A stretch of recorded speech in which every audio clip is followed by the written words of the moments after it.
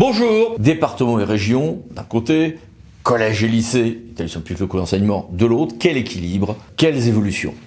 Parce que on a un montage quand même assez étrange, où dans ces établissements publics locaux d'enseignement, on a une organisation un peu spécifique, avec un directeur, un adjoint gestionnaire, et on se retrouve avec les départements et les régions qui organisent et financent, mais en ayant très peu la main sur le personnel. Alors c'est la même chose pour les écoles primaires, me direz-vous. Oui, mais souvent il y a une proximité géographique, on affecte les agents. L'ajout de la distinction géographique et avec des agents qui sont moins souvent polyvalents sur d'autres fonctions, ou potentiellement polyvalents, conduit à un certain nombre de reculs. Lors de la débat sur la loi 3DS, le Sénat voulait un transfert de la médecine scolaire au département, d'une part, et un plus fort contrôle des conseils départementaux ou régionaux sur les EPLE que sont donc en droit ces collèges et ces départements, voire même la possibilité, parce que ça avait été à un moment donné évoqué, que toute l'administration des écoles, enfin des collèges et des lycées passe entre les mains des départements et des régions,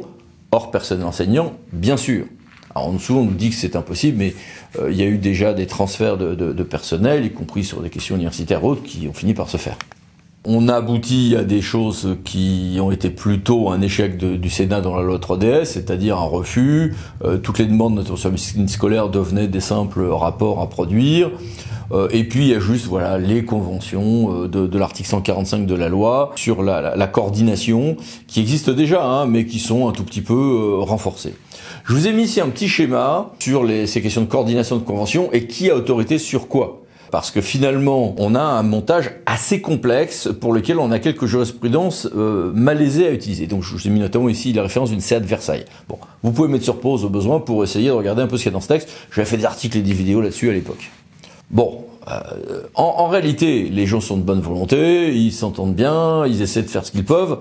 Mais s'ils ne sont pas de bonne volonté, ça peut très bien aboutir à un blocage qui est plutôt en profit de quoi? De l'immobilisme et puis des structures gestionnaires du collège ou du lycée en réalité.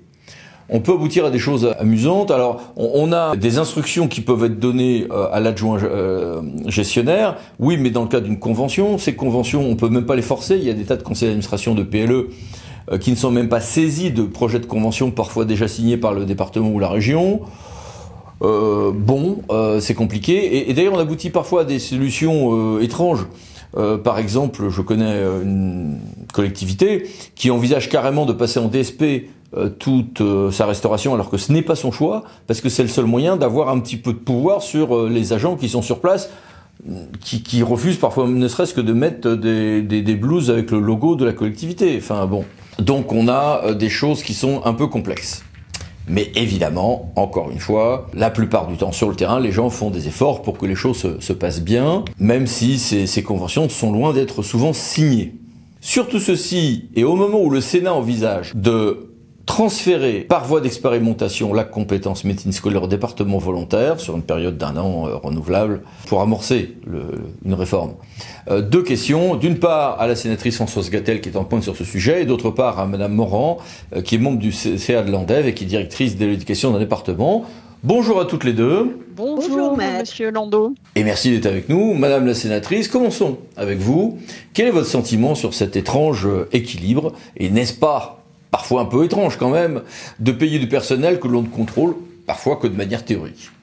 Alors vos questions sont, la deuxième en tout cas est très juste. La première sur les relations région-département, ce qui concerne les collèges et les lycées. Il y avait deux approches qui étaient de dire, on en a discuté au moment de 3DS, est-ce qu'on organise à partir d'une compétence et d'un métier, et gérer des bâtiments, gérer du personnel technique, ça relève d'une même compétence, donc on pourrait imaginer qu'il n'y a qu'une seule collectivité qui est compétente et qui assure à la fois la responsabilité des collèges et des lycées. Ce n'est pas ce qui a été retenu pour deux raisons. La première, sur un argument qui était le suivant, chacun considérant que, ou beaucoup considérant que les collèges relevaient d'une plus grande proximité que les lycées, que le département était le plus à même d'apprécier les choses.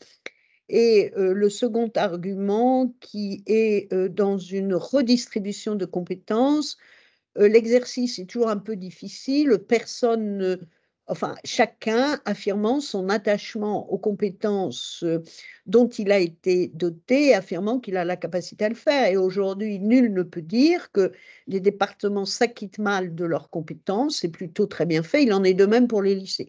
Donc, en fait, il y a eu un statu quo qui a été maintenu pour ces raisons. Voilà. La deuxième question que vous posez, dont je vous disais qu'elle est extrêmement pertinente et elle est la réponse qui est apportée aujourd'hui est hallucinante. C'est-à-dire, nous avons des présidents de département et des présidents de région qui ont la responsabilité de l'entretien des bâtiments et de la sécurité alimentaire, et notamment de l'approvisionnement alimentaire.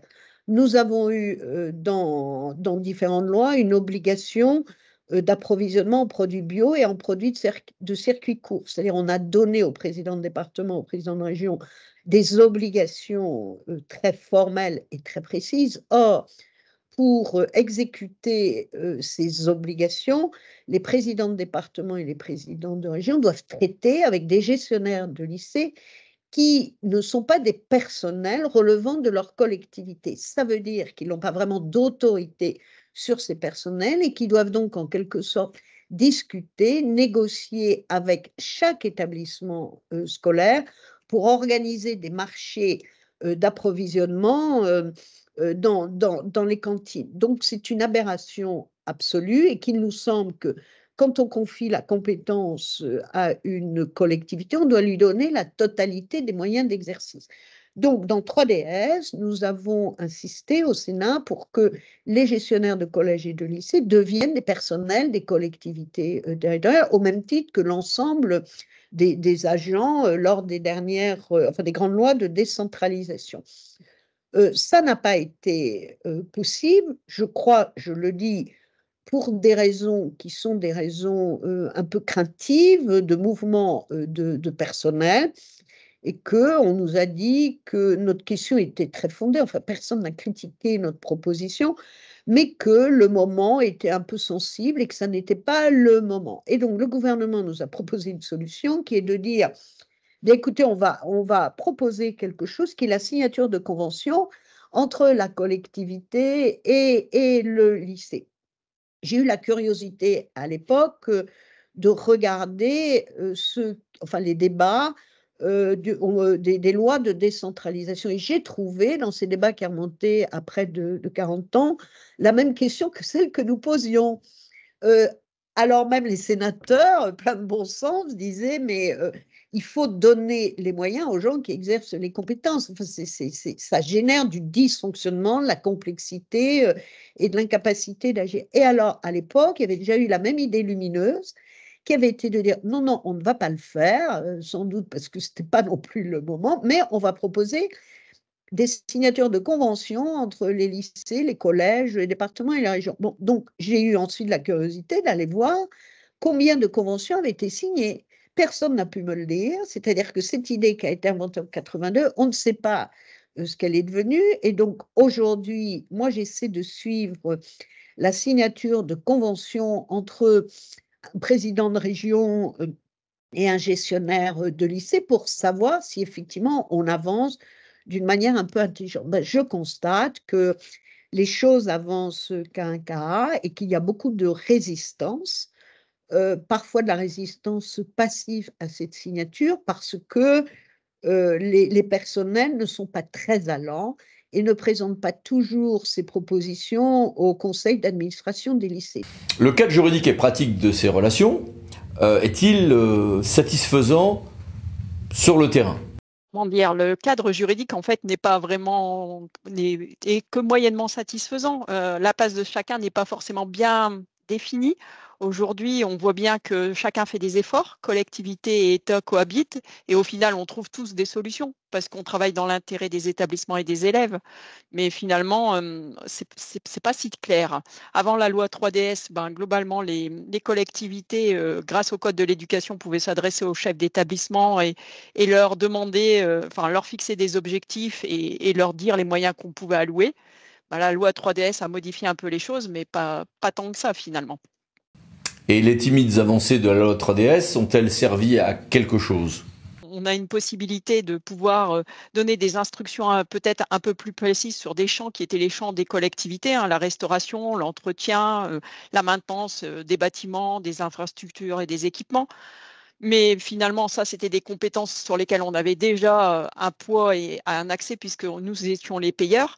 Cette loi n'a pas changé beaucoup de choses. Les secrétaires, on s'adresse désormais plutôt aux secrétaires généraux, mais dans la réalité, sur le terrain, c'était déjà le cas.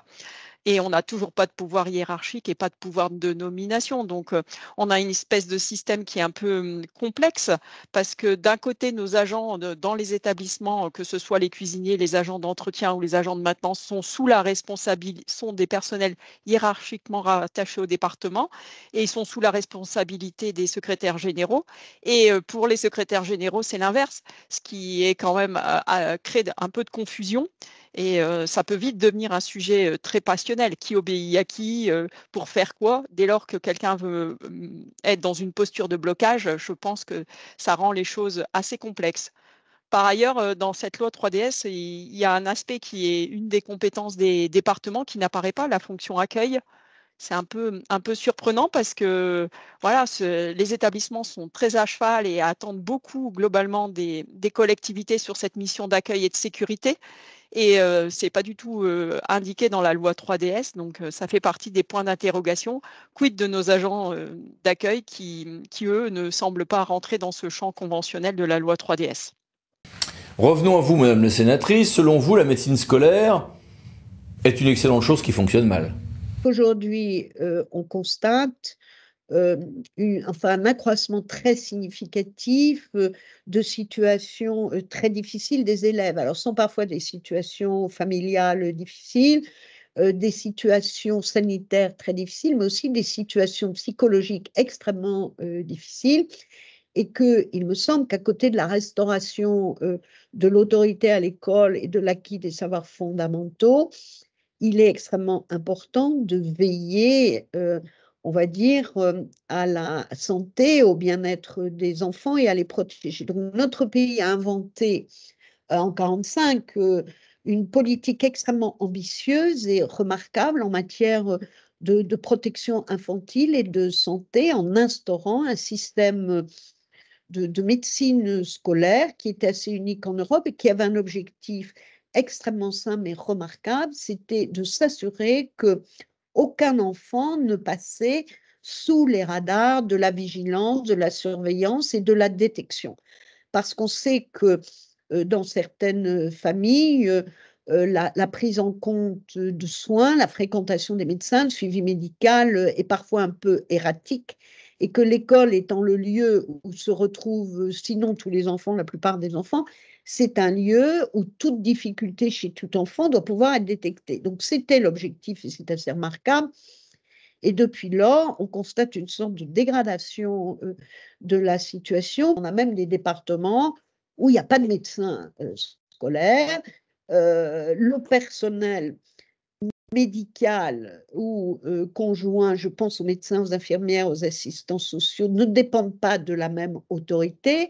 Chacun travaille en silo, il n'y a pas de partage des données, il n'y a pas de suivi des enfants. Alors, dans les collèges, on a des infirmières, ce qui permet en tout cas un meilleur suivi, mais dans les écoles maternelles et primaires, on n'a pas de personnel affecté. Ça peut être le personnel d'un collège qui doit se déplacer dans une école parfois un peu lointaine à la demande d'une direction d'école. Et ça ne se fait pas puisque les chiffres parlent d'eux-mêmes.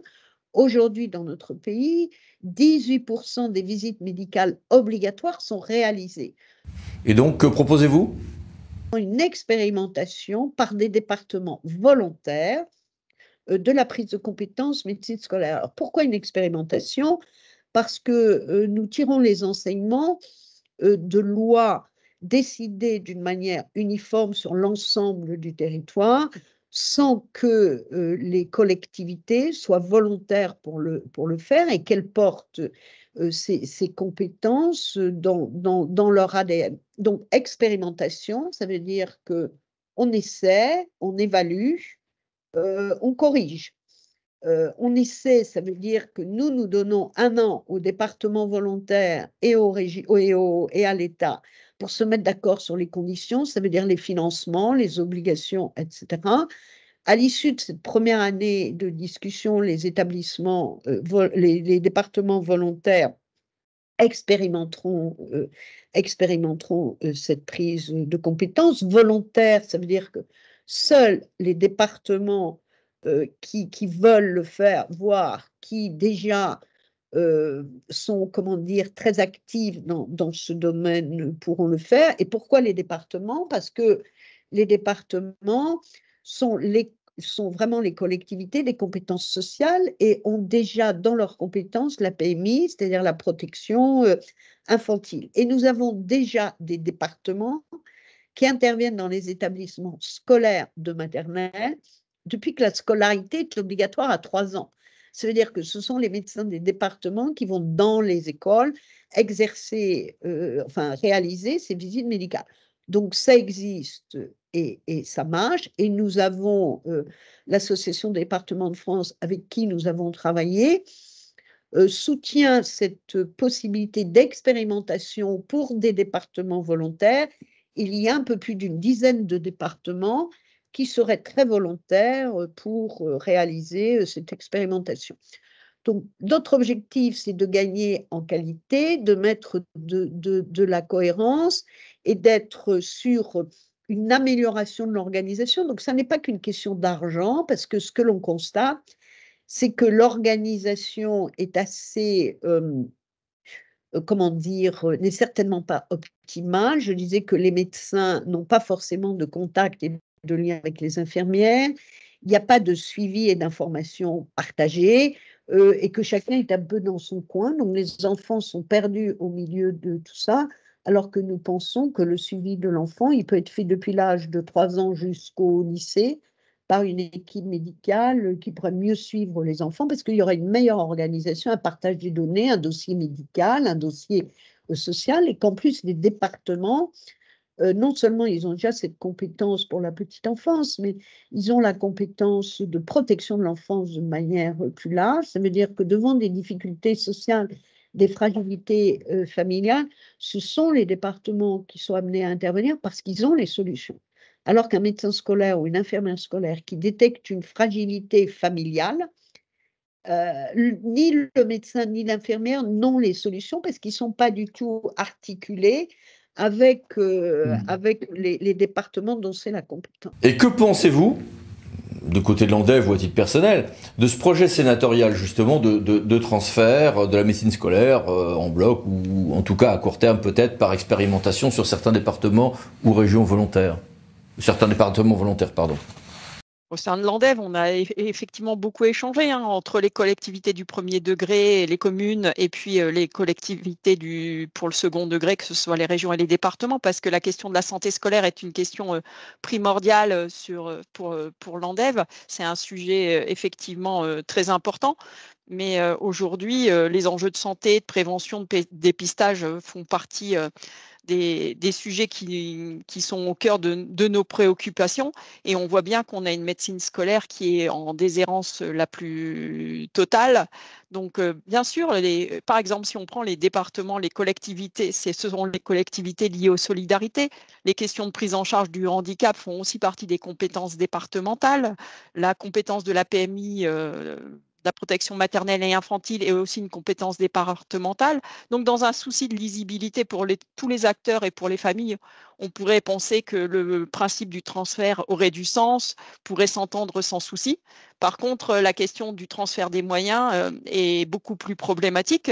La médecine scolaire, aujourd'hui, il y a pénurie de médecins, il y a pénurie d'infirmières, de psychologues. On voit bien les difficultés que rencontre l'État s'il transfère la médecine scolaire. Ça ne peut pas être à moyen actuel puisque forcément, ça serait une charge lourde qui viendrait sur les collectivités territoriales de manière générale. Je ne vois pas pourquoi les départements ou les régions ou les communes auraient moins de difficultés à retrouver des médecins scolaires, qui est quand même un métier qui attire peu aujourd'hui. Donc, cette médecine scolaire, il y a du sens à la transférer, mais il y a beaucoup de questions qui demeurent sans réponse. Quid de la continuité de la médecine scolaire au lycée? qu'est-ce qu'on en fait? Qui serait compétent sur ce champ-là? Quid de la prise en charge des enfants porteurs de handicap et de leur accompagnement? On a aussi, si on avait un transfert des médecins scolaires, quid de la coexistence entre différents statuts de médecins de PMI qui sont agents territoriaux et des médecins d'État? En fait, finalement, cette question de transfert de médecine scolaire pose plus de questions qu'elle n'apporte de réponses. Bien sûr, l'expérimentation, si elle prend du temps et qu'elle est suffisamment pérenne, elle permettra peut-être d'avoir une meilleure évaluation du besoin.